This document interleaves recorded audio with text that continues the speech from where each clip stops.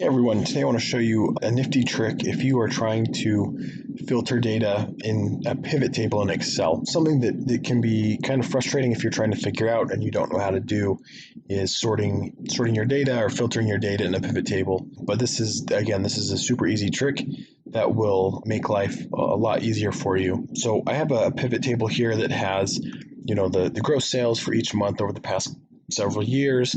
You can see that there's a lot of variance in what we see here by month. And so let's say we want to filter it out and just look at some of the high dollar sales months. So what we want to do here is, like, if we're clicking on the pivot table, obviously we have the option to we see the fields and make edits.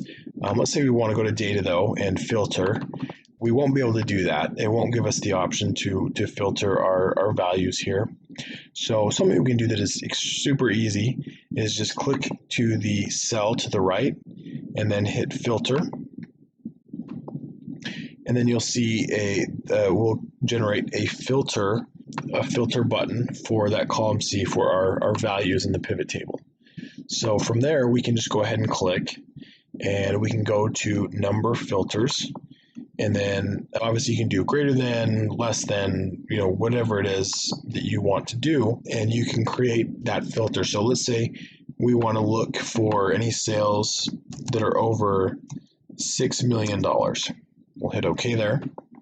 And then you'll see it will filter out all of the data, and it will just show us those months that are over $6 million in sales. So again, super easy to do, can save you a lot of time and headache. Let's say that we want to go back and we want to do it. Sometimes, maybe you have data that has negative numbers. We don't have any negative numbers in this data here. So we're going to do something a little bit different just to show a range. So let's say we want to find our highest months and then also our worst months. So let's do it's greater than or equal to 6 million.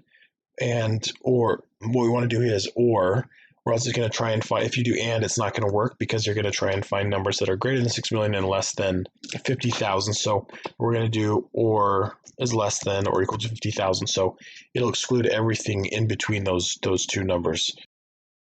So we'll hit OK, and you can see it'll pull up those months that we did less than 50,000 as well as over 6 million. So again, a super helpful trick to be able to filter your data in a pivot table.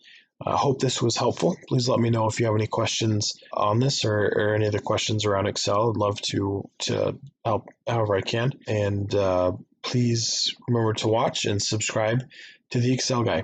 Thanks and have a great day.